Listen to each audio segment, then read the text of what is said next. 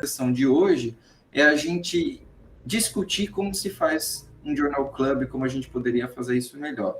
E aqui eu e Jackson, a gente vai propor esse Journal Club do módulo de diagnóstico com esse artigo que depois a gente vai discutir melhor.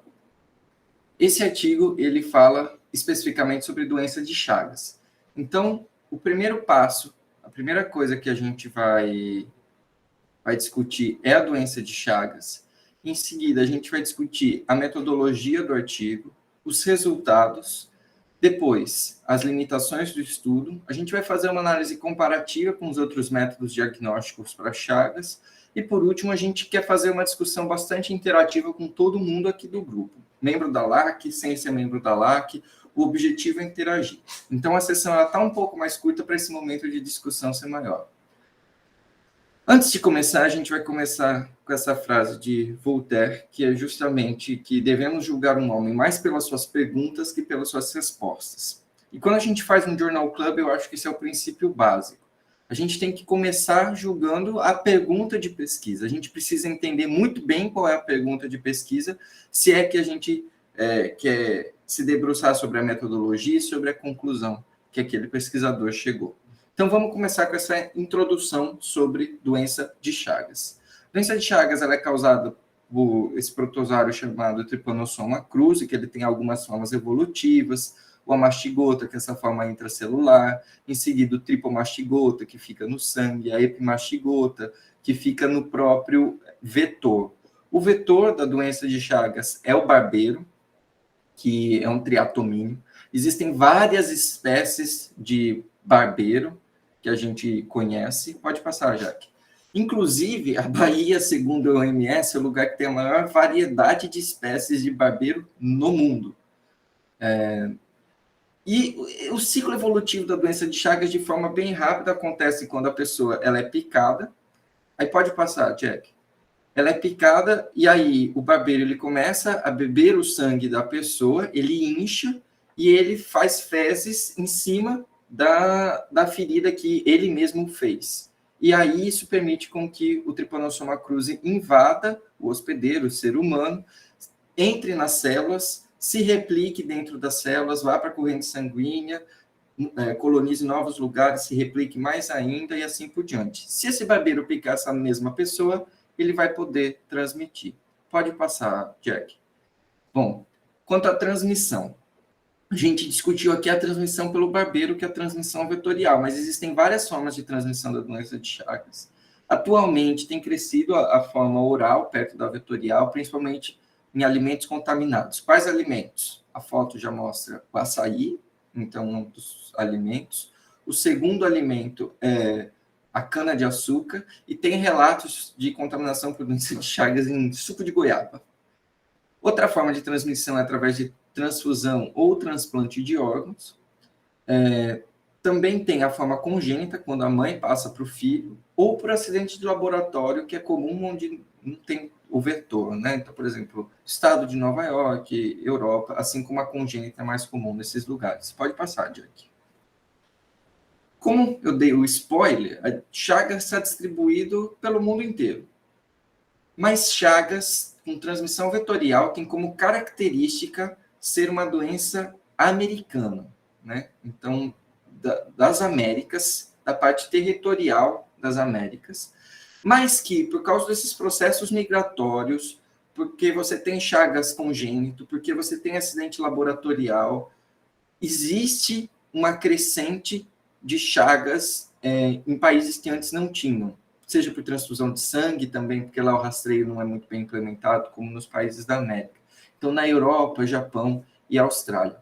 Olhando para o mapa aqui do lado à direita, nós vemos que a transmissão de Chagas na Bahia, segundo um artigo da Lancet de 2018, não é mais considerada endêmica, mas se concentra principalmente na região norte. Como que é a doença de Chagas que a gente está falando? Por que a gente se preocupa? Bom, doença de Chagas tem uma história natural que se divide em período de incubação, fase aguda e fase crônica. Esse período de incubação, ele dura mais ou menos 1 a 2 semanas, quando ele acontece por transmissão vetorial ou alimentar, e 4 meses, quando ele acontece por transmissão via transfusão ou transplante. Em seguida, a gente tem a fase aguda, que é quando você tem mal-estar, febre, inapetência e crescimento do fígado e do baço, hepatosplenomegalia. Tem dois sinais importantes na fase aguda, que é o chagoma de inoculação, que é um sinal clássico de Chagas, mas não acontece na maioria das pessoas, não. Ele só é clássico. Que é o chagoma de inoculação, e o sinal de Romanã, que é esse edema bipalpebral unilateral, quando a picada acontece em região de face. Mas o que interessa aqui para a gente, e é o que a gente vai conseguir diagnosticar, não é as chagas de fase aguda, e sim as chagas de fase crônica, porque chagas de fase aguda é muito inespecífico. A gente consegue identificar as chagas de fase crônica, que tem 4 formas. Então, uma forma cardíaca, uma digestiva, uma cardiodigestiva e uma indeterminada. Pode passar, Jack. Então, o que caracteriza principalmente a forma cardíaca é a cardiomegalia. O coração ele fica bastante aumentado. Pode passar. Só que isso tem algumas outras repercussões. Então, o grupo de pesquisa Neurocardio mostrou que uma das repercussões é AVC, em pacientes com doença de Chagas. Quando a gente fala da forma digestiva, o que acontece principalmente é megacólon e megaesôfago. Em seguida, a gente tem a forma cardiodigestiva, que seria a mistura das duas, e por último, a forma indeterminada. O que seria a forma indeterminada? É quando eu não tenho nem a forma cardíaca, nem a forma digestiva e, consequentemente, nem a forma cardiodigestiva. Então, você não tem sinais e sintomas de IC, arritmia, tromboembolismo, anormalidades no ECG. Você também não tem evidência radiográfica de envolvimento cardíaco ou de trato gastrointestinal. Ok, pode passar. Chagas tem tratamento. Então, tratamento para Chagas é feito com benzonidazol 60 dias, Onifutox 90 dias. Funciona em 2 grupos, funciona bem. Quais grupos? Pode passar, Jack. Principalmente, Chagas congênito. Se você trata dentro do primeiro ano, ele tem uma taxa de cura de até 90%. E quando você consegue diagnosticar em fase aguda, mesmo sendo muito difícil, você consegue curar até 85% dos casos. Já Chagas na fase crônica tem uma divergência na literatura, se dá para tratar ou não. E lembrar que esses 2 medicamentos eles são completamente contraindicados em gestantes. Pode passar. Por que a gente precisa diagnosticar Chagas, então? Porque em algumas situações tem tratamento, porque você precisa dar uma resposta para aquela miocardiopatia, para aquele megacólon. Você tem que identificar a fonte daquele problema daquele paciente. Só que o diagnóstico de Chagas em fase crônica ele não é igual. Por quê? A gente observa nesse gráfico que a parasitemia, ou seja, a quantidade daquele protozoário, né, no sangue da pessoa, ela acontece principalmente na fase aguda. E depois ele na fase crônica fica bem baixinho. Junto com a fase aguda, a gente também tem a liberação de anticorpo de fase aguda IgM. E na fase crônica, o que a gente vê aumentando é o anticorpo IgG. Aí, por isso, eu tenho uma pergunta para a Thaís Barbosa. Thay, qual forma de diagnóstico você usaria para identificar Chagas crônico? Infecção crônica por Chagas. Eu utilizaria o teste sorológico, né, para identificação dos anticorpos, em 2 medidas. No caso... Mas, assim, tudo bem. Mas qual anticorpo? IgM ou IgG? Eu acredito que IgG. IgG porque é de fase crônica. Beleza. Então, é isso mesmo. A gente vai, na fase crônica, fazer um diagnóstico sorológico através de IgG, porque IgM acontece principalmente em fase aguda. Como que a gente faz esse diagnóstico? Como o Thay já estava adiantando na resposta dela. A gente tem alguns métodos preconizados, que são o ELISA, utilizando o parasita completo, ou utilizando o recombinante, o Western blot, e geralmente a gente utiliza 2 testes, geralmente não, é preconizado que se utilize 2 testes para confirmação da doença de Chagas crônica. Um teste não é tido como suficiente, você precisa desses 2 testes para confirmação. Será que você usar 2 testes sorológicos para confirmar é a melhor forma de se chegar ao diagnóstico de Chagas? E com isso, nós fazemos aqui a segunda parte desse iniciozinho aqui, que vai ser sobre a pergunta de pesquisa desse estudo. E para ela, nós bolamos aqui, né, com base no mnemônico PICO, que vai ser aquele de população, intervenção, controle e o outcome, né, o desfecho. Tivemos aqui a ideia de que o teste Architect Chagas, que é o teste que estamos avaliando, possui acurácia diagnóstica para conseguir substituir o método padrão, que é esse teste que Pedro falou agora, com ELISA-C e ELISA-R, como um teste único para o diagnóstico em pacientes com suspeita de doença de Chagas crônica. Mas aí nós temos uma coisa, né, porque esse mnemônico Pico, ele é bem genérico, assim, e para poder fazer uma coisa, assim, mais voltada, mais focada, assim, para teste de avaliação diagnóstica, nós temos o mnemônico PIRD, que vai utilizar a população, que são pacientes com suspeita de doença de Chagas crônica. A intervenção não. Então, no caso, esse I vai ser para o teste índice, que vai ser aquele teste que estamos querendo avaliar, e o R, que seria para o teste de referência, que nesse caso vai ser esse teste sorológico duplo padrão, que nós falamos. E o diagnóstico que nós estaremos querendo obter, que vai ser a doença de Chagas crônica. Em seguida aqui, vamos abordar agora este artigo, que foi publicado em junho de 2016 pela Journal of Clinical Microbiology, que é Serological Diagnosis of Chronic Chagas Disease, Is Time for a Change. Em tradução livre, é o diagnóstico serológico de Chagas crônico. É tempo para a mudança. Foi um artigo publicado em 2016, como eu já disse, e teve como artigo, como autor principal aqui inicial, o Abras, além de outros autores que estão aqui descritos. Certo. Sobre o estudo, nós podemos falar que ele foi financiado por um fundo governamental para o Departamento de Universidades, Sociedade de Seca e Informação da Espanha, e também pela Cooperativa de Pesquisa em Indústrias Tropicais. E também, né, esse estudo foi publicado e foi feito por autores que foram ou da Universidade de Barcelona ou da unidade de microbiologia daquele hospital chamado Santa Creu e São Paulo. Esse journal, né, que nós falamos aqui, que é o Journal of Clinical Microbiology, ele faz parte da Sociedade Americana de Microbiologia e tem um fator de impacto de 5.9. Certo, falando já questões assim de histórico do artigo, mas agora vamos seguir sobre a metodologia dele, né? O que foi esse artigo? Ele é um estudo de corte transversal para avaliar esse teste Architect-Chagas, que nós falamos, e comparou amostras positivas, no caso 108 amostras positivas, controladas com 136 amostras negativas sadias e 71 doentes não chagásicos. Vamos especificar cada uma dessas populações aqui de forma mais aprofundada logo em seguida. Mas já dizemos aqui também que esse estudo não foi randomizado e não cegado. É bom a gente pensar, né, que para o tipo de metodologia do estudo, que vai ser amostras de bolsas de sangue, não necessariamente esse fato de não ser cegado ou não randomizado pode influenciar tanto assim, mas pode gerar um viés, assim, por conta dos pesquisadores saberem quais são as amostras positivas, negativas e tudo mais. E o que é esse teste que nós vamos avaliar? O teste Architect-Chagas utiliza a tecnologia de CMA, que é uma reação quimiluminescente entre o reagente, que são antígenos semelhantes ao do Chagas, recombinantes, e, no caso também, comparados, né, uma reação entre esse reagente e o sangue, os anticorpos do sangue. Com base nessa reação, vai ser feita uma reação que vai gerar luz, quimiluminescente. E essa luz vai ser medida em RLUs, que são unidades de luz relativa. Os resultados, na verdade, não são expressos em RLUs, são expressos numa razão que é RLUs da amostra dividido por um valor de corte. Um ponto a se lembrar é que esse valor de corte nunca foi dito no artigo, e também é dito apenas que esse valor de corte foi baseado na métrica da própria fabricante do teste, dessa Abbott, que realmente é do fabricante do Architect Chagas. Mas, mesmo assim, não foi dito qual é esse valor. A gente tem apenas a comparação que todos são baseados nesse valor de corte. E, para isso, eles têm uma escala que vai ser aquilo que vai definir o que é resultado positivo e negativo.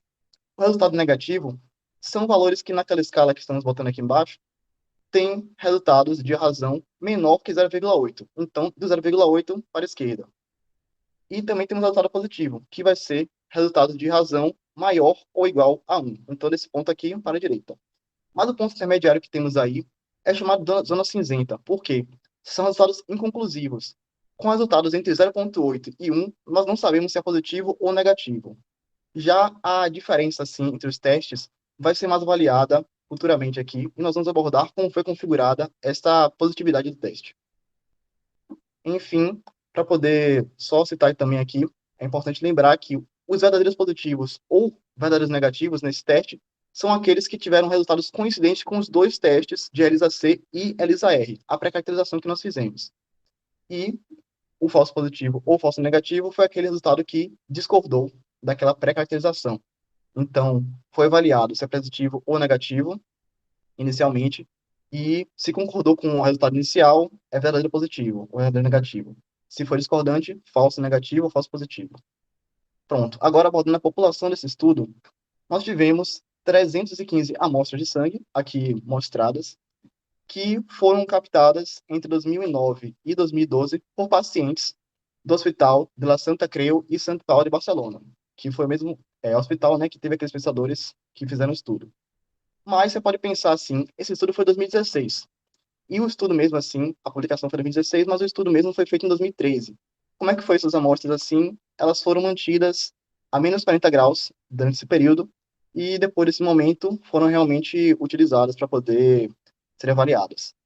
Mas aí, né, nós conseguimos dividir em dois grupos principais, que são 244 amostras que foram pré-caracterizadas, como eu disse, com os testes ELISA-C e ELISA-R, e também 71 amostras que eram de pacientes que não têm chagas, mas possuem outras doenças. E para poder realmente verificar se aqueles pacientes não possuem chagas, foi feito o Western blot, que é um teste que Pedro mencionou, para poder realmente tirar a ideia que existem chagas ali. Realmente ter certeza que são todos negativos. Agora, abordando de forma mais clara, assim, a população, ela foi dividida em 4 painéis principais.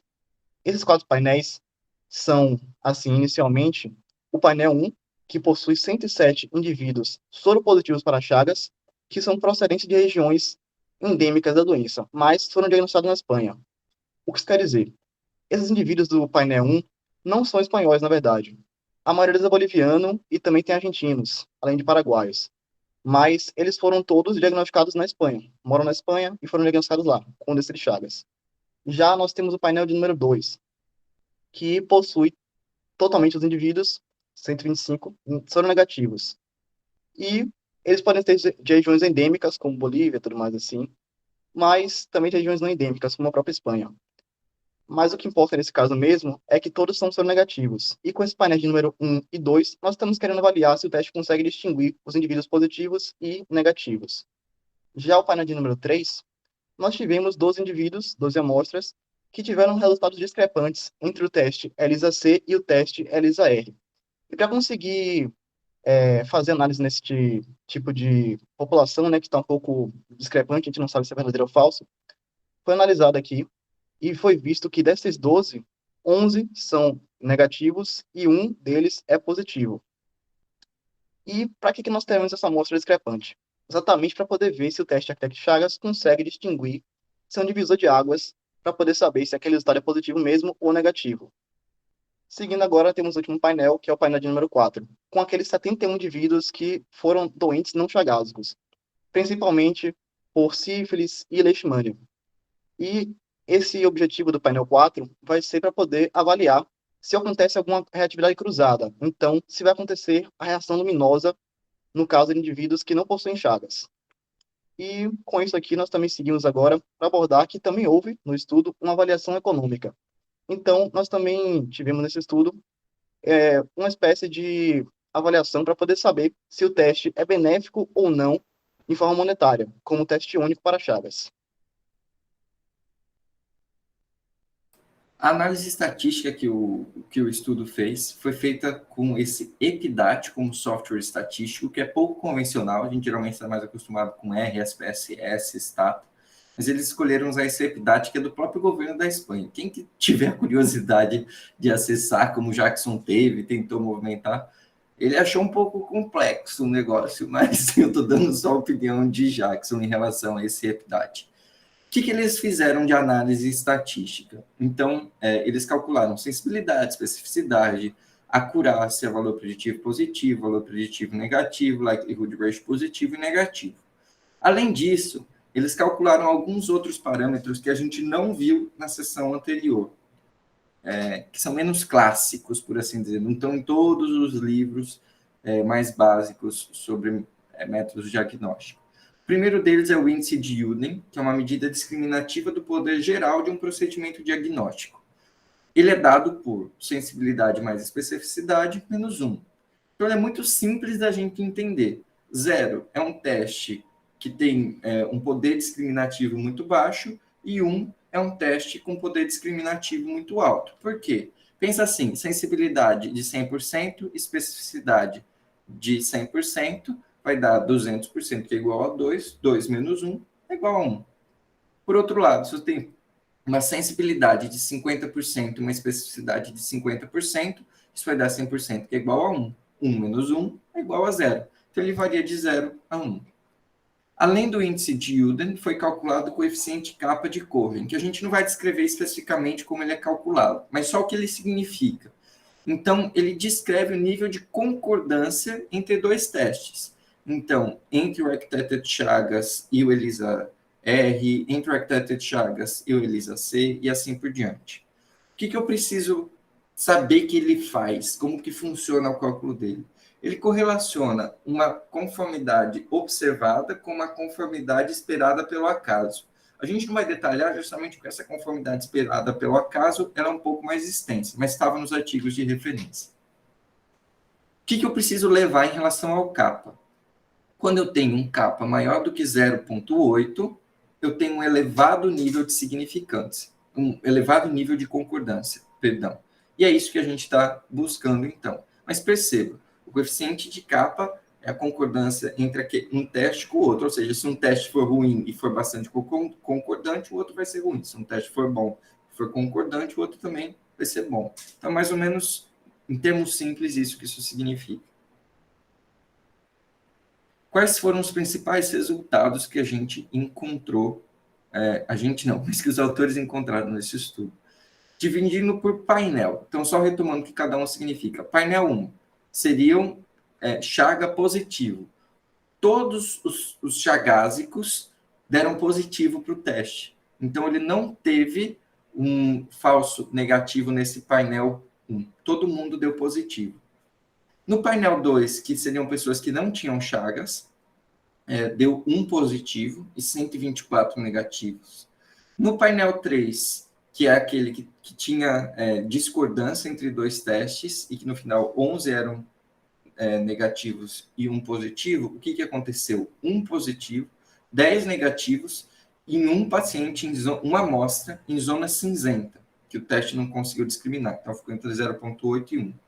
No painel 4, que eram indivíduos com outras doenças que não chagas, 5 deram positivos, então 5 falsos positivos, e 66 negativos. Só que essa visualização ela é complexa, então a gente vai mudar um pouco ela. Só que antes, a gente precisa saber que aconteceu duas coisinhas.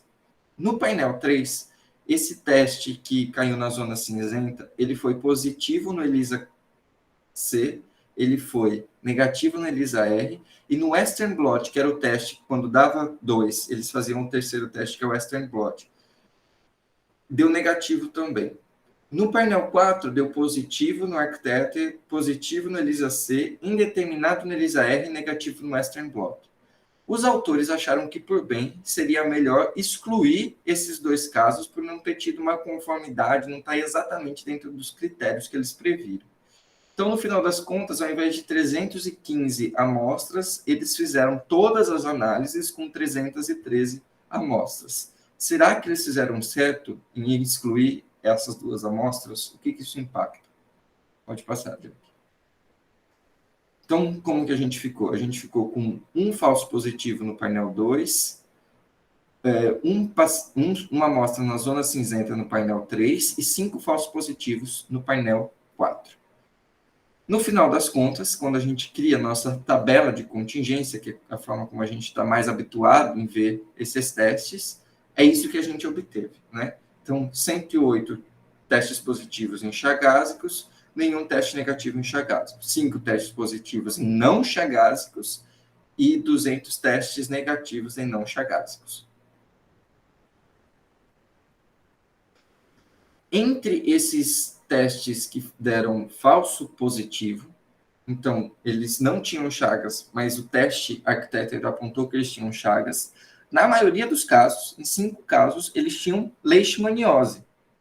Então, significa que esse teste, ele provavelmente tem alguma reação cruzada, ele não consegue distinguir muito bem leishmaniose de chagas. Agora, só um detalhe, todos esses valores, se a gente observar, eles são menores do que 4,57. Então, eles estão entre 1 e 4,57, naquele ratio, naquela proporção que foi feita. Lembrando que para dar positivo só tinha que ser acima de 1. E é isso que a gente observa no próximo gráfico. Então, quando a gente olha, principalmente aqui no terceiro gráfico, que é o arquiteto de Chagas, a gente percebe, quando a bolinha está preenchida, que é um paciente chagásico, e quando a bolinha está vazia, é que é um paciente não chagásico. Observando o painel 4, que é onde a gente teve aqueles 5 testes de pacientes com leishmaniose que deu positivo, percebam que eles estão abaixo de 6, mas maiores do que 1. Só que a maioria dos pacientes no painel 1, que são aqueles que realmente tinham chagas, estão acima desse limiar 6. Pode passar, Jack. Certo. Agora, para poder debater um pouquinho melhor sobre esses achados, nós vamos chamar aqui 3 ligantes, cuja foto não vai aparecer porque eu falei que eu não consegui encontrar, mas, enfim, estão aqui Isabelle, Gustavo e Daniel. Gostaria de saber se vocês estão aqui. Pode me confirmar? Tô aqui. Aqui. Tô sim. Certo. E aí eu gostaria de fazer pergunta para cada um de vocês e seguir um debate aqui com base nisso. Certo. Para Isabelle, queria saber, assim, quais são os métodos, né? Quais são as validades de acurácia do teste, de diagnóstico, assim, que conseguimos encontrar com base na tabela de contingência aqui? Você consegue lembrar nesse momento, assim? VPP, VPN, sensibilidade, especificidade. E acurácia também. Ótimo, ótimo. Tem E mais agora algum? para o Gustavo, tem mais algum também que alguém quer completar? Um desses 3. Gustavo, Daniel, queiram complementar aqui? Eu tenho um conceito que eu não peguei muito bem, que seria o Validity Index, mas eu não sei se entra aqui. Eu acho que não. Inclusive, esse Validity Index que teve lá no estudo, na verdade, é acurácia, porque realmente foi um termo diferente que eles colocaram lá, mas significa acurácia mesmo. Então, Eu tinha interpretado mais ou menos assim. mas é isso mesmo. Certo. Para você, a pergunta que eu vou fazer é como é que a gente conseguiria distinguir, né? Como é que a gente conseguiria achar aqui algum desses resultados que a Isabelle acabou de falar, como sensibilidade, especificidade. Como é que você conseguiria calcular um desses aí, por exemplo? Que você pegaria na tabela? Tá, a gente olhando testes positivos, a gente pode pensar na especificidade, né, de um teste, e os resultados negativos, especificidade no teste negativo. A gente pensar no valor preditivo positivo, eu acho que não daria para pensar assim se a gente não tenha, só se usasse a confirmação, né, comparasse esses resultados com os controles, para ver se a probabilidade tá certa ou não. No caso, tá com consonante.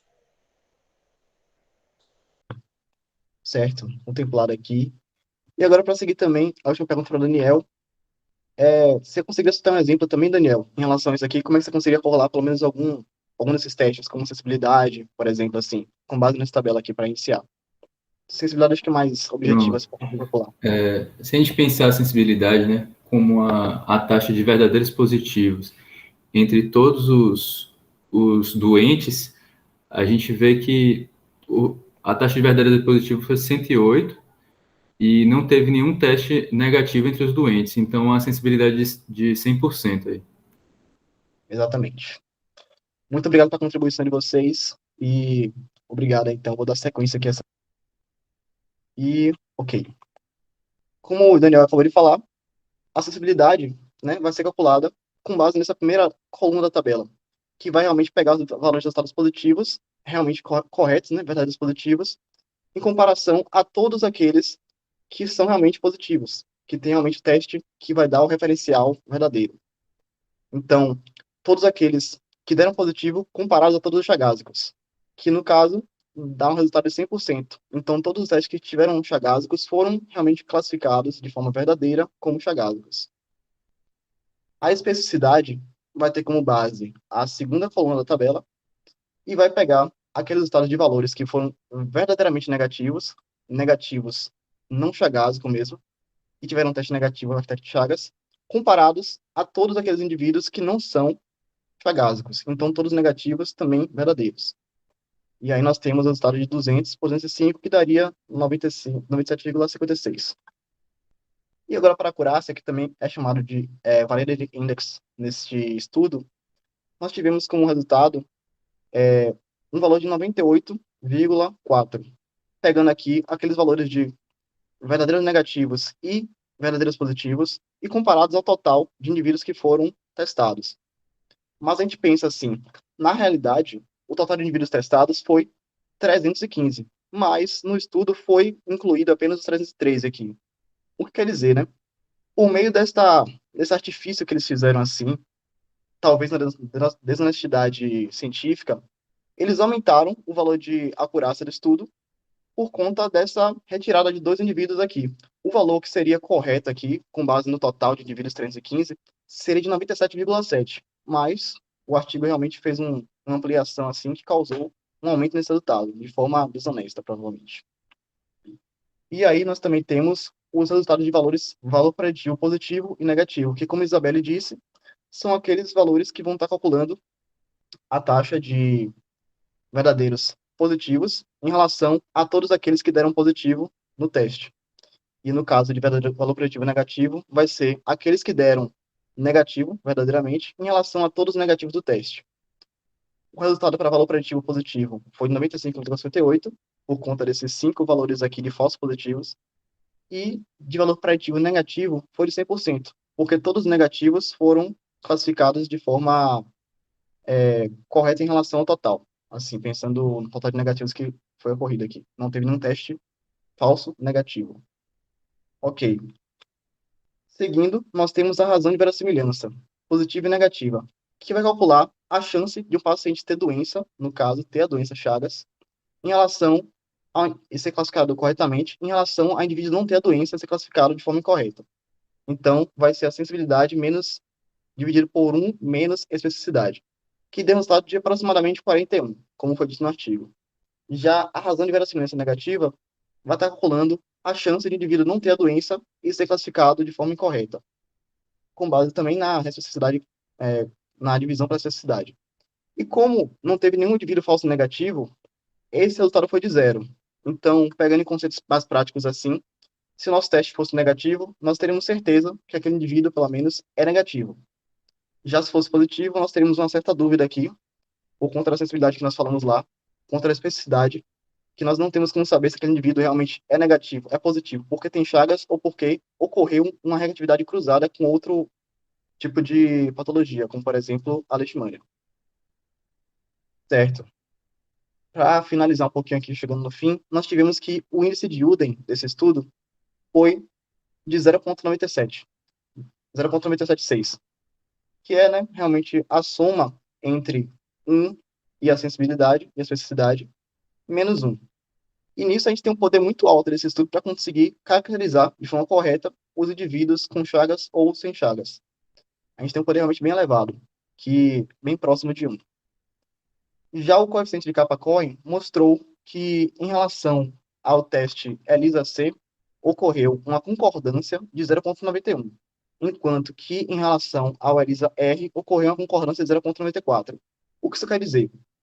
Que o teste Architect-Chagas teve resultados muito parecidos com o teste ELISA-R, por exemplo, e também teve resultados muito positivos com o resultado ELISA-C, só que mais concordante, assim, mais igual, mais semelhante ao ELISA-R. O que acontece também, como o Pedro disse, é que se acontecerem erros no teste que está sendo referenciado, né, esse teste aqui, ELISA-C ou ELISA-R, mesmo que o teste do Architect Chagas seja correto, tenha o valor realmente de verdade, o valor verdadeiro positivo, verdadeiro negativo, valor verdadeiro, né, em conceito assim, ele pode ter um valor de concordância reduzido, porque o referencial deu um valor que poderia estar errado. E provando isso, né, a gente consegue também mostrar aqui uma análise comparativa, que a sensibilidade do teste ELISA-C foi de 100%. Considerou também todos os positivos como positivos. Já a especificidade foi de 91,7%. Isso por conta dos seus 17 resultados de falso positivo. Já o ELISA-R teve uma acurácia de 98,7%, mas em descompasso, né, possuiu 3 valores de falsos positivos e um valor de falso negativo.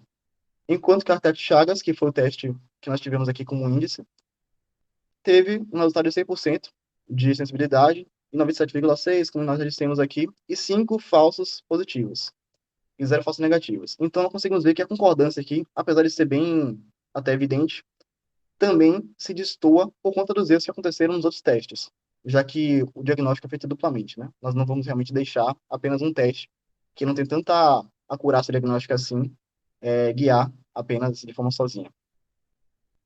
Para poder finalizar aqui a questão de resultados, nós temos a avaliação econômica que foi dita lá. E foi avaliado o custo anual para se avaliar 718 amostras para Chagas, utilizando o teste de Chagas somado o ELISA-R para todas as 718 amostras, que deu um valor de 6 mil euros, ou 43 mil reais. O Actac Chagas combinado ao ELISA-R para resultados inconclusivos, logo em zona cinzenta, ou também positivos, que deu um valor de 19 mil reais. E o Actac Chagas, que também comparado e combinado a ELISA-R para resultados inconclusivos. Então, se o resultado fosse inconclusivo para o Actac Chagas, seria feito ELISA-R, e também se ele fosse positivo, só que com resultado abaixo daquele limiar que Pedro falou, de 6. Então, o resultado para isso foi de 2 mil euros, 2,6 mil euros, ou 16 mil reais. Em base, né, nós conseguimos pensar também que ocorreu, como o estudo bem disse, uma economia, né, significante assim de mais de 4 mil euros. E assim, de forma bem genérica, conseguimos dizer que realmente seria benéfico, de forma monetária puramente, esse teste ser utilizado como teste único, mas ainda não foi assim totalmente validado contra os resultados puramente deles. Pronto. Então, agora a gente vai para a conclusão e discussão do nosso estudo. Então, a pergunta que a gente começou lá no começo foi: o teste Arquiteto de Chagas possui acurácia para substituir o método padrão como teste único para diagnóstico em pacientes com suspeita de doença de Chagas crônica? O que ele mostrou? Ele mostrou como conclusão que ele era altamente efetivo para o diagnóstico de Chagas, com uma sensibilidade de 100%, e que isso permite o diagnóstico correto da maioria das amostras quando aplicado como única técnica. E ele diz que o teste Arquiteto de Chagas pode ser usado como um teste único em amostras de sangue, em laboratórios clínicos, para avaliação diagnóstica de rotina.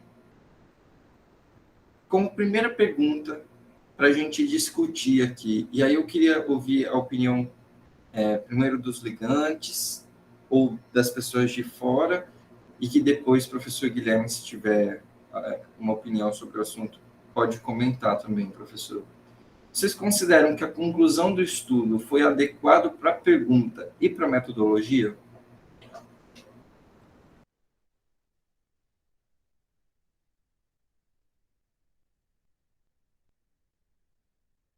Diga, Vini. Já que todo mundo está meio tímido, eu vou iniciar.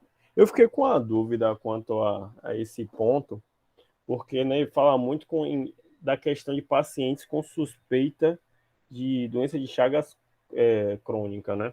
E, tipo, o padrão que é comparado, olhando lá o desenho, ele utiliza, assim, como um padrão de pacientes saudáveis, tanto assim no ELISA-R, né, e no outro ELISA, justamente pacientes saudáveis, né? Então, tipo, são pessoas assintomáticas que não têm sintomas, características que poderiam talvez confundir, né?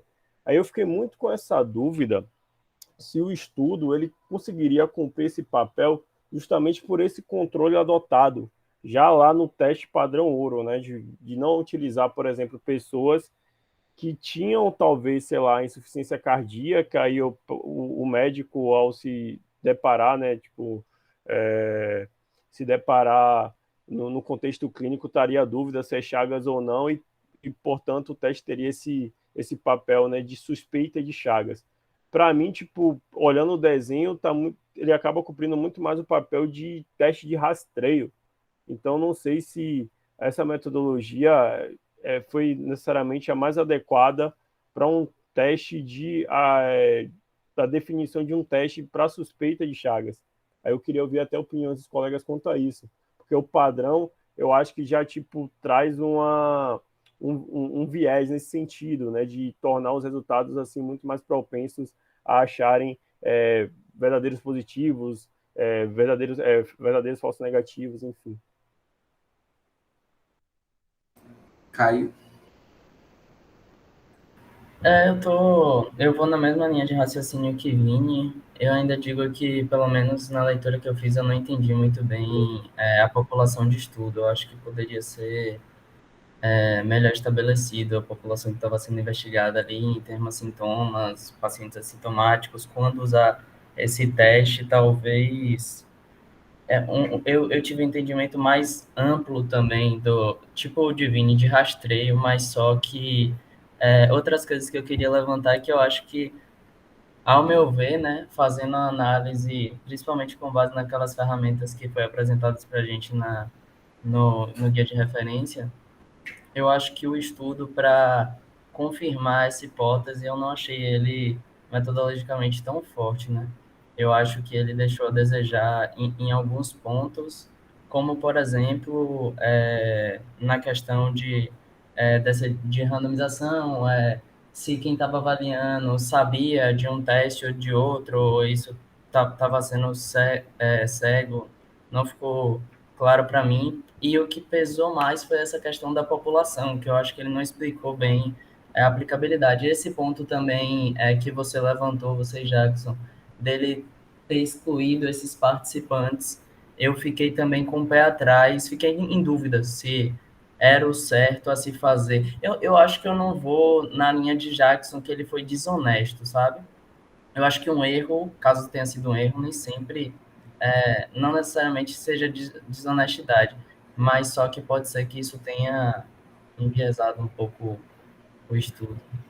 Antes de passar a palavra, eu vou fazer um comentário em relação a essa parte do diagnóstico, da população, porque é o seguinte, no título ele deixa bem claro que ele quer lidar com diagnóstico para Chagas crônico, que a gente viu quando acontece. Então, ele acontece de 1 a 3 décadas, geralmente depois da infecção. Em algumas pessoas não tem manifestação clínica, em algumas pessoas tem 2 formas de manifestação clínica. Aí comentou, mas é um diagnóstico laboratorial. Será que seria importante a gente se apegar a esse aspecto clínico? Sim, é importante. Quer ver um exemplo? Chagas congênito. Então, é doença de Chagas, você precisa fazer o diagnóstico, seria importantíssimo a gente ter uma ferramenta para fazer diagnóstico de Chagas congênito, porque a chance de cura, se você trata em 1 ano, é de 90%, como a gente viu.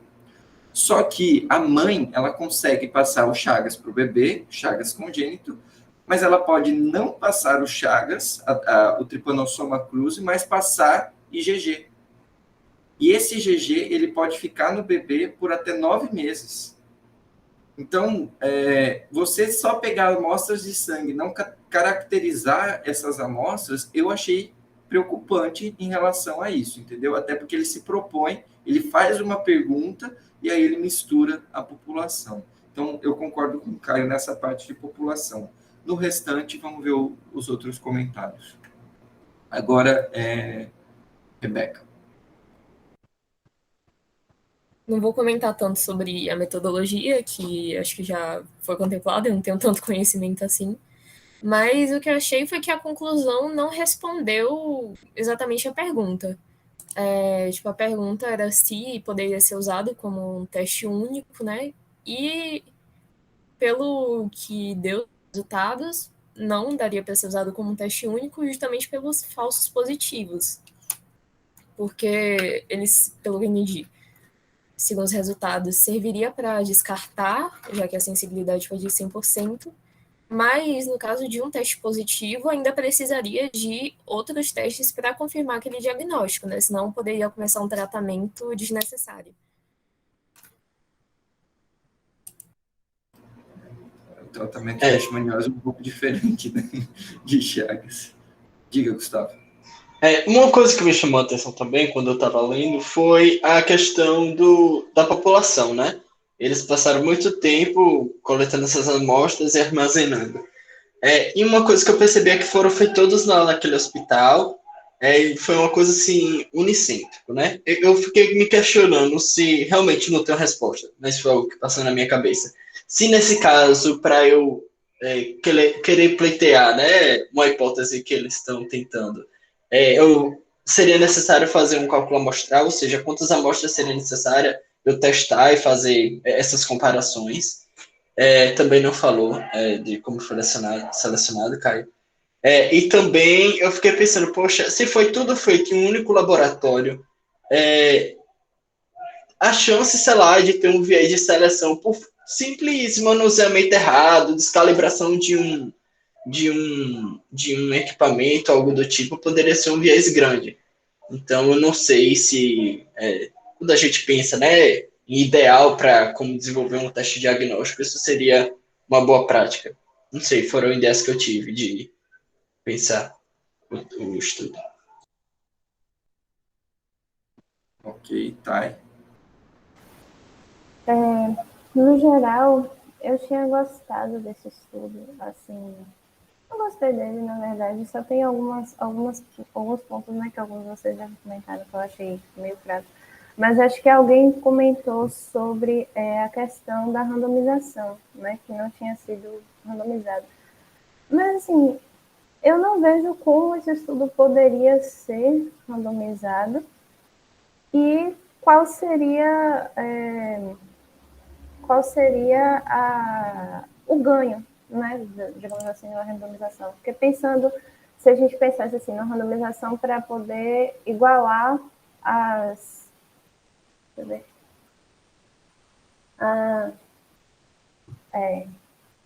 De fato. Acho que quem falou disso foi Caio. Caio, você quis dizer amostragem aleatória? Eu falei errado mesmo, tá? Tá. Então tudo bem. Então eu ia comentar especificamente sobre isso. E a outra coisa é que na conclusão eles falam sobre eficiência, né? Mas acho que a proposta do teste não foi avaliar a eficiência, tá mais puxado para eficácia, né? Digamos assim, eficácia diagnóstica. Então, foi um termo que eles utilizaram que eu acredito que não foi adequado à pergunta também. Talvez eles tenham utilizado esse termo porque eles fazem uma análise de custo, né, no final. Então, pode ser justamente essa questão de comparação dos protocolos, a adoção de um sozinho vale o custo, portanto é eficiente. Verdade, Vini. Verdade. E é justamente esse o termo, né? Eficiência. Verdade. Só para a gente encerrar essa rodada, vão ter mais perguntas de discussão. Pedro. Teve algumas questões que eu achei interessantes, assim. Uma que falaram sobre a importância da clínica, né, tipo, no paciente, assim. Se a gente tivesse colocado uma população que não necessariamente fosse assintomática, se isso faria alguma diferença. Eu penso que, tipo, a gente sempre tem que pensar em que população o teste vai ser aplicado, né, e se existe algum fator nessa população que a gente espere que modifique a performance do teste. Então, por exemplo, eles meio que forjaram a prevalência de algumas doenças, né, para que poderiam fazer uma reação cruzada, né, com o Chagas. Então, por exemplo, a leishmania teve um índice de reação cruzada muito alto. A questão é que eles forjaram uma prevalência que eu não sei exatamente de quanto de leishmania, porque eu não calculei, e isso causou uma determinada especificidade. Foi o principal fator que alterou a especificidade, foi a prevalência da leishmania dentro da população que eles avaliaram nesse estudo. A questão é que, por exemplo, se a gente fosse aplicar isso aqui no Brasil, que é um país que tem leishmaniose de forma endêmica, tipo, uma prevalência muito alta, essa especificidade provavelmente ela ia cair consideravelmente. Obviamente, teria que fazer os cálculos para ver isso, né? Mas a performance desse teste ele provavelmente seria pior na nossa população, porque a gente tem uma alta prevalência de leishmania. No caso, eles simplesmente selecionaram alguns indivíduos com leishmania e colocaram dentro da população, que ficou com uma prevalência que eu não sei exatamente de quanto foi, 8 sobre...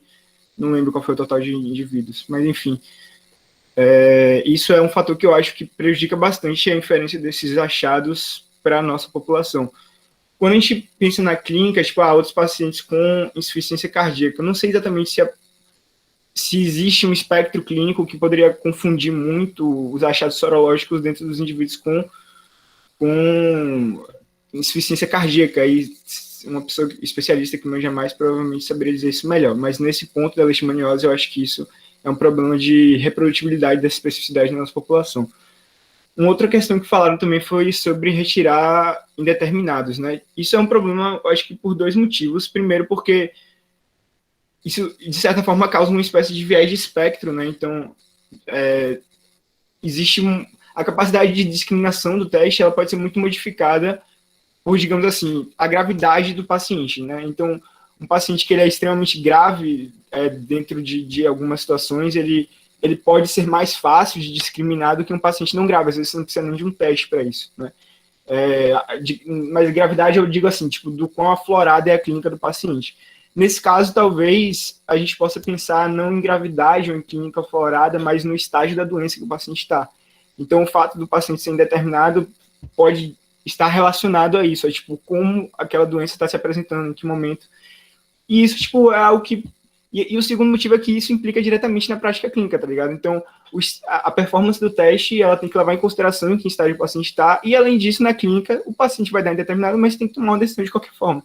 Então, você não pode simplesmente excluir isso da sua acurácia e entender que isso não é relevante porque a gente não conseguiu definir o que seria feito com esse paciente. Acho que na clínica você vai ter que definir, então isso tem que ser levado em consideração também, digamos assim, de um ponto de vista mais pragmático. E... Diga, Pedro, você falou alguma coisa? Não, pode terminar. E um último ponto que falaram é sobre a importância do cegamento, né? Disseram que um problema desse estudo é que os pesquisadores não foram cegados, né? Isso é um problema em certas situações, é verdade. Nesse caso, eu não acho que seja, porque é um teste muito objetivo, assim, ele tem um cutoff que é muito, tipo, não tem muita margem de subjetividade para você...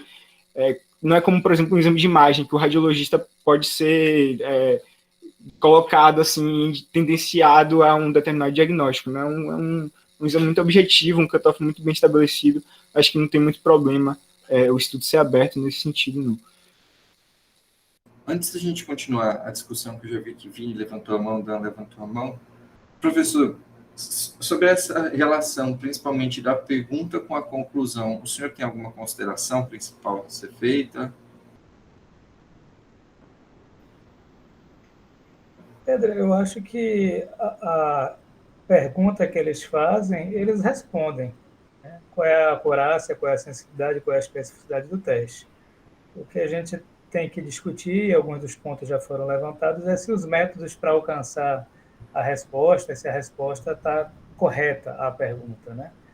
E tem alguns limites aí importantes que vocês já assinalaram. É bastante impressionante uma sensibilidade e especificidade dos níveis que eles observaram. Então, isso realmente chama a atenção. E aí a gente tem que considerar algumas questões aí. Eu acho que esse ponto da população, onde o teste foi utilizado, é bastante pertinente. A gente não saber quem são esses pacientes que tinham 2 testes positivos para Chagas, eles tinham Chagas cardíaco, tinham Chagas de uma forma digestiva, eram pacientes com latência, porque essa seria uma estratificação necessária. É claro que a sensibilidade foi de 100%, então vai ser 100% em todos os grupos, mas eles tinham representatividade desses grupos, ou o que eu estou verificando no fim é que ele funciona muito bem para quem tem Chagas de uma forma cardíaca, e eu não sei nada sobre como o teste funcionaria em quem tem uma forma digestiva, né, ou está em latência. Então, esse tipo de informação é extremamente importante. Assim como eu não li o artigo, eu também tenho receio de falar alguma coisa que vocês possam não ter trazido aqui, né? Mas parece que o artigo, pela forma que vocês apresentaram, parece que ele não traz detalhamento sobre a população de casos, né?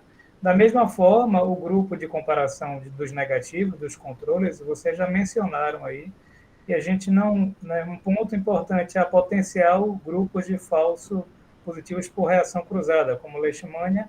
Tinha aí um grupo pequeno, mas tinha, né? E a gente não sabe quem são esses controles, né? São pessoas que eram suspeitas de ter Chagas, eram pacientes que tinham insuficiência cardíaca, eram doadores de sangue. Por que esse grupo foi selecionado? Então, que a gente tem que pensar em quem a gente vai aplicar o teste depois. Então, o grupo de comparação, né, o grupo de negativos, ele tem que representar grupos alvos de uso do teste. Então, os grupos-alvos são basicamente aqui pessoas com doença cardíaca, doenças que levem a transtornos gastrointestinais, né, de megacólon, megaesôfago, e doadores de sangue, ou seja, a população em geral. Então, um grupo de pessoas saudáveis também seria necessário. Mas eu acho, inclusive, que no momento em que ele define grupos de negativos como doentes e pessoas saudáveis, depois você analisa a especificidade em conjunto, nesse caso, até que tudo bem, porque a especificidade foi muito alta também, então, se eu estratificar, normalmente vai ser alta para todos os grupos.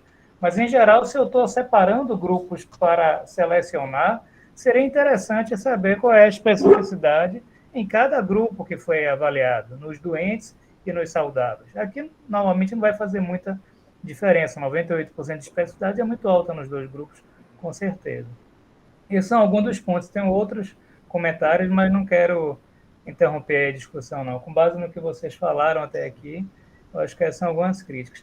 Em relação ao cegamento, concordo também que, por ser um método que a máquina te dá a resposta final, né, então dificilmente haveria a possibilidade de manipulação nessa resposta. Mas, ainda assim, seria, né, ideal que fosse cego, que você está testando sem saber qual é a origem da amostra, e, se possível, né, que eu não usaria o termo randomizar, mas que as amostras fossem distribuídas em uma ordem aleatória, positivas e negativas, para que você tivesse não testando todas as positivas e depois testando todas as negativas, né, porque esse resultado sai da máquina, você vai passar para uma base de dados, e todo esse processo dá margem para, eventualmente, uma manipulação do dado, como vocês mencionaram. A gente não tem por que acreditar que os pesquisadores fariam isso de forma desonesta, mas o fato de ser possível, né, não é o ideal, né? Se eles pudessem ter evitado, seria melhor. Excelente. Acho que a gente pode passar para o próximo slide, Jack, que ele pergunta, na verdade, o que a gente já discutiu bastante, que é em relação a esses vieses que a gente já contemplou. Eu só destacaria mais uma coisa em relação à importância de descrever a população, especificamente para a doença de Chagas. Então, tem vários estudos em Chagas mostrando que os testes diagnósticos, eles variam em especificidade e sensibilidade, dependendo do lugar, dependendo se é na Colômbia, se é nos Estados Unidos, se é na Argentina, porque a gente tem subespécies de Trypanosoma cruzi. E essas subespécies, elas estão distribuídas de forma diferente, e cada teste ele tem uma sensibilidade e uma especificidade mais específica, né? Uma acurácia mais específica para cada um dessas subespécies. Então, a gente não sabe nem... ele diz quais subespécies o teste pegaria na introdução, mas a gente não sabe da onde vieram essas pessoas, o que a clínica poderia ajudar, porque a gente tem subespécie que causa mais forma digestiva, principalmente na Argentina, e assim por diante. Então, isso seria também um ponto importante. Sobre vieses, alguém tem mais alguma consideração a ser feita? Ou vocês acham que a gente já conseguiu, de certa forma, destacar os pontos principais em relação a vieses desse estudo? Diga, Dan. Eu tenho mais uma pergunta, assim. Eu queria saber, assim, a questão do IgG positivo. Você vê que a população que ele colocou no painel 1, a maioria vinha de área endêmica.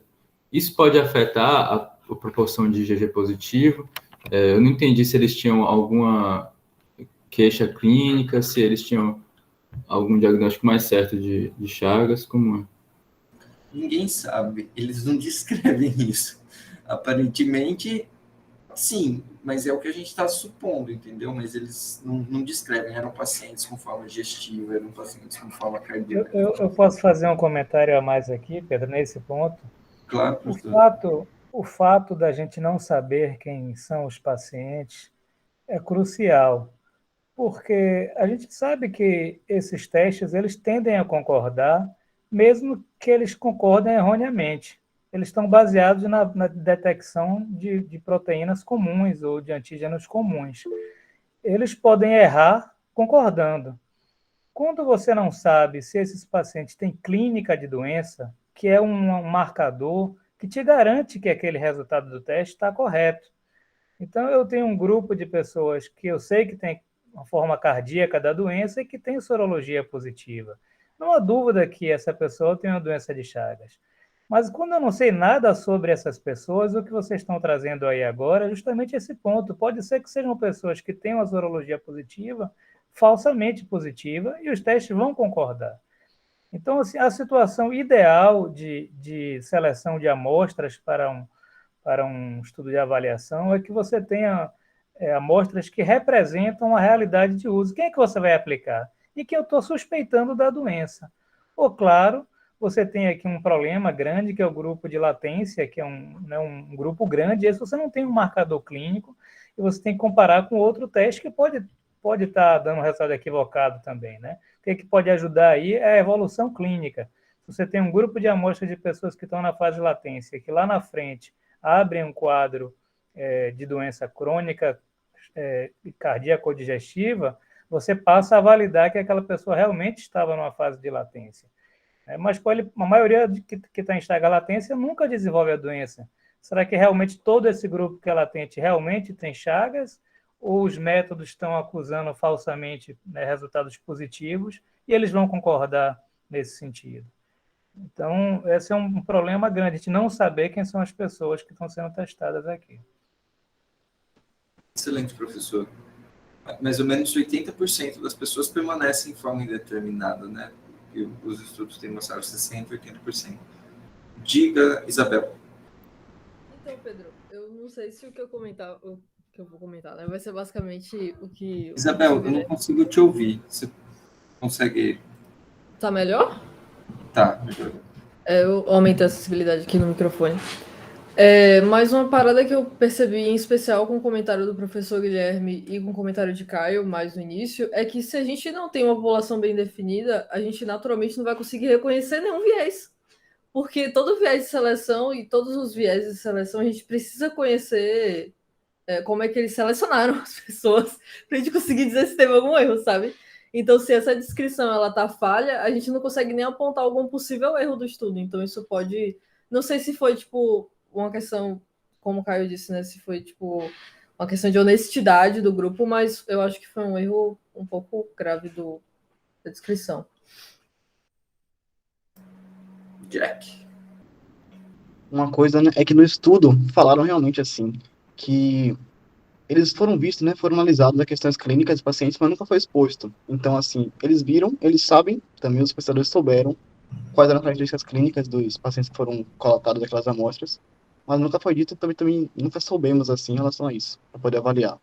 Nunca também foi, assim, feito um subgrupo em relação a isso, apesar dessa informação ter sido conhecida. Mas é preciso pensar. Eu acho que a gente pode passar para o próximo slide e a gente pode ir retornando para essas questões, se elas não forem contempladas a seguir.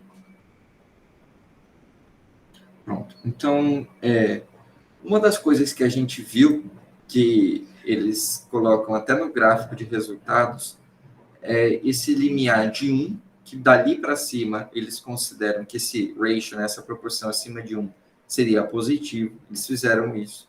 E aí esses testes que deram falso positivo, porque tinham essa infecção por Leishmania e teoricamente não tinham Chagas, eles estavam entre 1 e 6. Então, uma das coisas que os pesquisadores propuseram nesse estudo seria aumentar esse limiar de 1 para 6, porque eles acham que o teste ficaria menos sensível, mas mais específico. O que vocês acham sobre isso? Vocês fariam isso? Vocês fariam um novo estudo aumentando esse limiar? Diga, Dan. Eu acho que eles têm que pensar para que eles querem o teste, né? Se eles querem o teste para rastreamento, não faz sentido eles aumentarem o ponto de corte, que eles teriam mais falsos negativos, né? Mas se eles querem um teste único, aí se eles aumentarem o ponto de corte, realmente vai ser mais acurado, só que vai ter... só que não vai ser tão bom quanto os outros testes disponíveis já. Então, não vejo motivo. Isabel? Eu acho que eu faria um novo estudo mudando o limiar, vendo se esse Architect Chagas seria mais específico, porque eu acho que tem muito benefício tanto para o paciente quanto para a prática clínica, assim, com base em achismo, né? Porque eu não tenho contato com isso. Mas eu acho que seria interessante a gente ter um teste único, sim. E eu acho que aumentando a especificidade desse teste soluciona esse problema, sabe? Que foi levantado no início do artigo. Certo. Alguém mais tem algum comentário? Por que você propôs a curva ROC, Rebeca? É porque dá para ver, tipo, a relação entre a especificidade e a sensibilidade em cada ponto, né? E fica mais fácil de analisar isso do que só olhando esse gráfico, eu acho. Certo. Só uma observação, esse cutoff, esse ponto limiar de 1, é o que é determinado pelo fabricante. Então, eles fizeram esse primeiro estudo a partir do que era determinado pelo fabricante. Com esses resultados, eles fizeram um estudo com limiar de 6. Pode passar, Jack. Então, eles já até publicaram esse estudo esse ano, com esse limiar de 6, propondo um novo raciocínio. Diga, João. Eu ia até te perguntar, Pedro, antes de você mostrar aí, se houve um novo estudo, porque eu estava pesquisando aqui e eu vi que a Anvisa aprovou o uso do Architect Chagas, né, para essa detecção. E eu vi que a aprovação foi em 2021. Aí será que foi justamente por esse novo estudo? Eu fiquei nessa dúvida. Pode ter sido, né? Aí eu já não vou saber. Eu só sei que esse estudo foi publicado esse ano, acho que foi em abril, maio, se eu não me engano. Entendi. O mesmo grupo, foi o mesmo grupo que fez, lá de Barcelona. Alguém tem mais algum comentário em relação a isso? Ou a gente pode avançar? Beleza, pode avançar, Jack. Diga, Luiz, antes, diga. Sobre esse novo estudo, porque me surgiu uma dúvida de, por exemplo, se a gente fizesse esse novo estudo do limiar de 6, com uma população do mesmo jeito que ele selecionou a primeira, no sentido de, tipo assim, eu quero comparar os resultados dos dois estudos.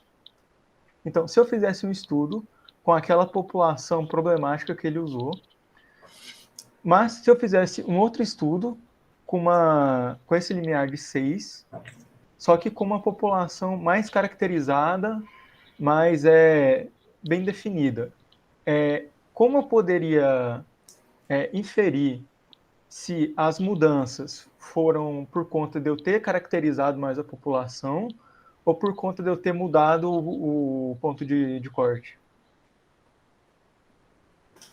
Entendi sua dúvida.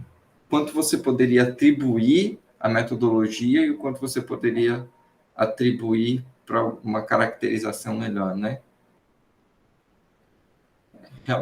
Eu acho que assim, bom, eu não sei, sinceramente. Eu sei o que eles fizeram nesse novo estudo. Eles caracterizaram de forma muito similar, então eles não caracterizaram muito bem, e eles acharam um teste muito mais específico, que segundo eles seria suficiente. Se desse positivo, deu positivo, entendeu? Não precisaria fazer 2. Então ele poderia ser um single test. Mas e eles usaram uma amostra maior, acho que foram 700, 800 amostras de sangue que eles utilizaram. Diga, Thay.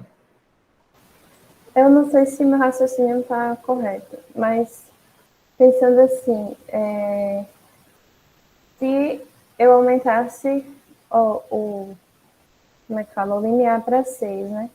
E colocasse uma população mais adequada, vamos dizer assim, melhor descrita, maior, etc, etc, seria mais difícil o teste demonstrar a mesma eficácia que ele demonstrou no primeiro estudo, né? Digamos assim, seria um fator que dificultaria. Eu acho que não tem como a gente quantificar isso, por exemplo. Esse resultado aqui, tantos por cento foi porque eu mudei a população e tantos por cento foi porque eu mudei o limiar. Mas eu acho que qualitativamente daria para a gente pensar assim, que se a minha população está melhor ajustada, se ela está maior, se ela está estratificada, né, como o professor falou, O efeito, se o efeito ele for observado, significa que ele realmente está presente, vamos dizer, porque seria mais difícil ele ser identificado sem o viés do primeiro estudo. Então, eu acredito que seria uma avaliação válida mesmo assim. Excelente, tá? Diga, Ana. Depois de Ana, a gente passa para o próximo tópico. Pedro, eu só fiquei com uma dúvida. Os dois estudos foram do mesmo grupo, mas eles chegaram a ter alguma alteração de conduta? Porque, pelo que João Pedro falou, né, teve essa aprovação da Anvisa. Isso chegou a ser comprovado, e a questão com a leishmaniose também. Teve alguma outra perspectiva dessa questão de confusão assim, né, do teste duplo? Olha, eu vou assumir que esse estudo eu não li criteriosamente, entendeu? Eu só dei uma olhada mais ou menos como eles fizeram. Eu não lembro da parte da leishmaniose, mas eu achei a metodologia muito similar. Então, a conduta, eu achei, no geral, muito similar, com exceção desse novo ponto de corte que eles estabeleceram baseado naquele artigo de 2016. Acho que a gente pode avançar na discussão. O próximo slide, ele pergunta: vocês consideram que o arquiteto Chagas trouxe avanços para o diagnóstico de Chagas? Vocês acham que esse método diagnóstico ele traz benefício em relação aos outros métodos? Diga, Vini. Olha, eu acho que como o padrão ouro, vamos dizer assim, tem uma acurácia bem parecida com o dele, eu acho que não trouxe tanta mudança assim na perspectiva individual, não. Mas talvez populacional, sim, né? Levando em conta essa questão de eficiência do teste e a possibilidade de você reduzir custos. Então, eu acho que, o diagnóstico de Chagas, ele não traz tantos avanços, mas para a logística, né, para uma aplicação populacional desse diagnóstico, eu acho que ele avança sim, né? Porque você traz uma possibilidade de um mecanismo mais eficiente. Certo. Professor, como que você enxerga essa parte? O senhor acha que é um teste diferente ou é mais do mesmo? Até por ser por ser um teste imunológico também. Eu acho que a gente fica naquele mesmo ponto inicial, que é de saber em quem é que a gente está usando, né? O que ele mostra de maior importância aí é uma sensibilidade muito elevada, de 100%. Ele, inclusive, acho que você trouxe aí uma comparação com os testes que estavam sendo usados de referência. Eu, inclusive, não entendi como ele fez isso, porque você comparar um teste que é usado na referência, né, num conjunto de dois testes, contra ele mesmo, de certa forma, você está favorecendo esse teste que está sendo avaliado contra o teste de referência, porque ele faz parte da referência. Então, ele ajuda a definir, né, o padrão, né? Então, não entendi muito bem isso. Mas o que ele traz aqui como resultado final, se eu esquecer a parte metodológica e olhar que eu tenho apenas um teste sendo usado, ele tem uma sensibilidade de 100%, que é o que a gente deseja para um teste de rastreio, com uma especificidade muito alta também. Eu acho que é um teste que realmente parece ser melhor do que os anteriores. A questão é que o estudo tem limitações que nos deixam um pouco na dúvida se essa realidade se aplicará mesmo quando a gente for utilizar na rotina. Não sabe qual é o uso na rotina, né? As amostras aqui não representam a realidade do uso do teste. Caio? Excelente, professor. Eu fiquei com a mesma dúvida que Gustavo em relação ao tamanho amostral.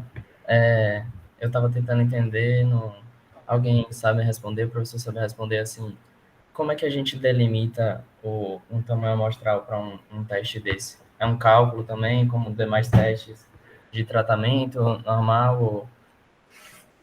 É um cálculo muito mais simples, porque o que a gente quer aqui é precisão. Então, a nossa medida é uma medida descritiva, é uma frequência, né, uma proporção, e eu quero ter precisão para essa medida. Então, digamos que você pré-estabelece qual é o alvo. Então, em geral, para teste diagnóstico, a gente pensa ali em 95%, 90%, 99%, depende da expectativa. você, em geral, trabalha com um intervalo de confiança de 95%, e aí você define qual é a margem de erro que você acha razoável. 2 pontos percentuais, 3 pontos percentuais, 5 pontos percentuais. Quanto maior a margem de erro, menos amostra você vai precisar em cada grupo. Quanto mais precisão, né, menor essa margem de erro, você vai ter uma necessidade de maior número de amostras serem testadas. Ele parece que não definiu isso, né? Aqui no artigo, pelo menos, vocês não tratam desses números. Pela minha experiência aí, com cerca de 100, 130 amostras em cada grupo, ele deve ter uma margem aí de cerca de 4 pontos percentuais, mais ou menos, para cima, para mais ou para menos, que é razoável, né, para estudos de avaliação de teste diagnóstico. Estou chutando assim com base em cálculos que eu já fiz previamente, mas teria que calcular para ver. Ele traz os intervalos de confiança, né? São intervalos estreitos, né, as margens dele.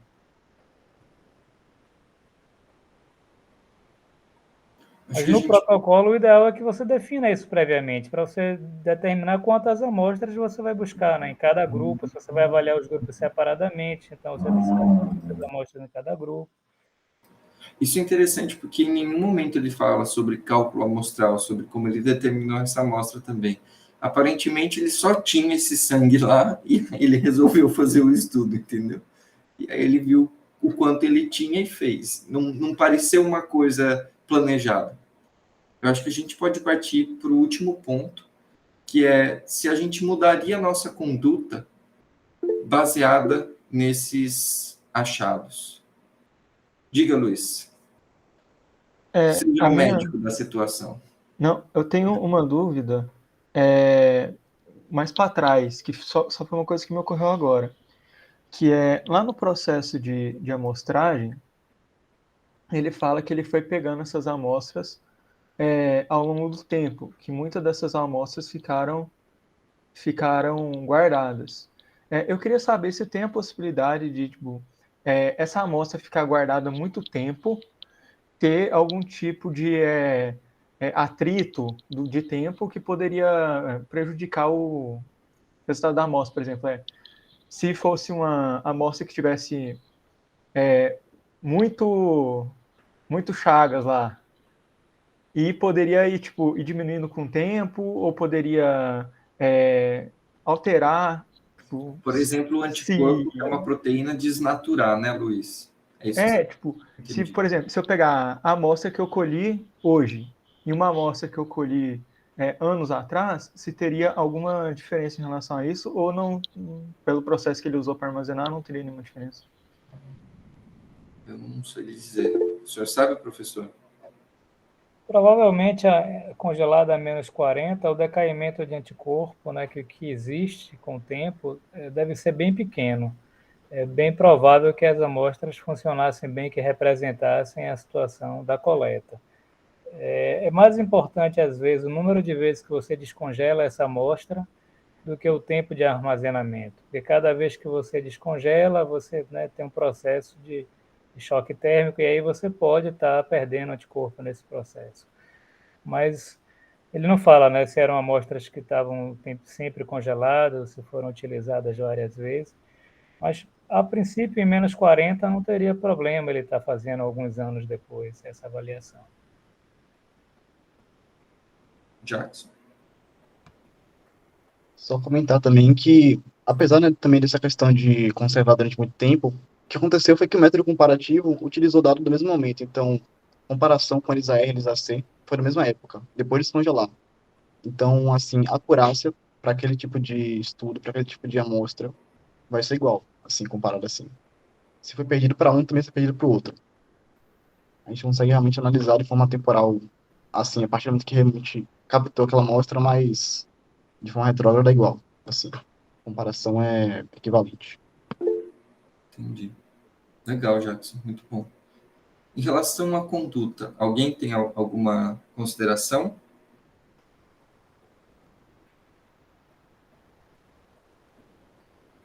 Bom, basicamente, a gente tirou esse artigo de um lugar em que muita gente se baseia na hora de decidir sua conduta, que foi o up-to-date. Então, a gente decidiu escolher um artigo do UpToDate que embasasse a conduta. Só que no UpToDate, eles não levaram muito a sério essa conclusão do autor de que poderia ser usado como teste único se tivesse um limiar acima de 6, etc. e tal. Eles basicamente falam assim, olha, é mais uma opção de teste para ser utilizado, e você ainda precisa continuar utilizando 2. A mesma coisa foi dita porque o último consenso brasileiro de Chagas que eu encontrei, particularmente, de 2015, então, um ano antes da liberação desse estudo. Então, mas aparentemente não mudou muita coisa, entendeu? Não é suficiente, a gente não simplesmente agora só faz o Architected Chagas. Ele se mostrou como parecido com os outros. Então, se você precisa fazer 2, e você tem o ELISA E, não tem o ELISA C, e você precisa fazer 2, você pode fazer o de monofluorescência, que é o Architected Chagas. Então, basicamente, dessa forma, a gente entende como esse artigo impactou, ou impacta hoje, na verdade, o diagnóstico da doença de Chagas. E a gente viu, então, lá desde o começo, o que é a doença de Chagas, qual a importância, a gente discutiu o artigo, e acho que é dessa forma que tem sido aplicado, principalmente no UpToDate, que fez essa análise mais recente. Alguém tem algum outro comentário, pessoal? A gente tem mais 2 minutinhos. Diga, Ana.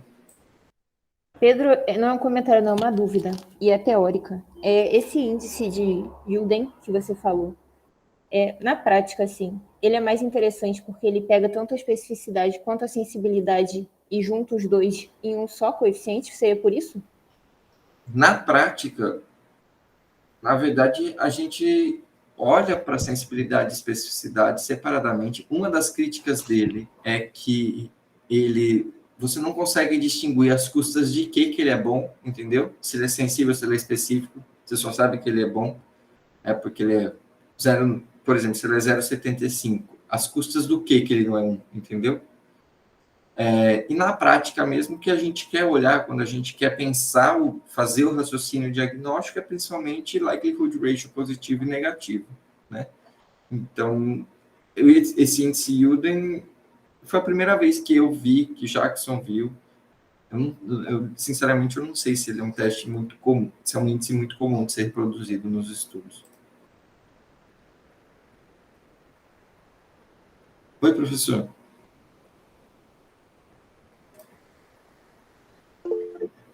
Acho que tinha outras pessoas aí na fila. Sou eu, Pedro, agora? É o senhor. Pronto. Realmente o Yuden não é muito utilizado e você já explicou aí que melhor é avaliar separadamente, porque você tem a informação, né, mais detalhada de como é que o teste funciona em cada grupo, né, de casos confirmados e casos não confirmados, né.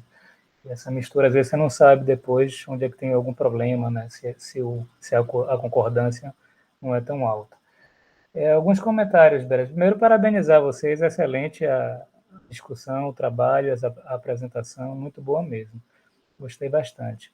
Algumas sugestões, eu não sei como é que vocês estão pensando, né, o Jornal Club, mas quando eu coordenava o Jornal Club, eu quando participava quando estudante, eu gostava muito da gente ter a possibilidade de ler o artigo antes.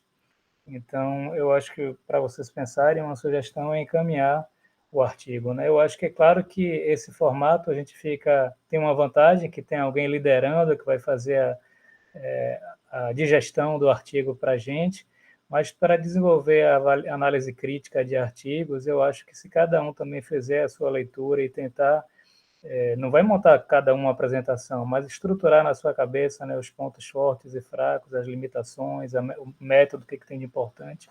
Às vezes você pode ter mais tempo para fazer mais uma discussão, né, do que uma apresentação guiada, né? Então, enfim, são estratégias diferentes, vocês podem testar, ver se funciona.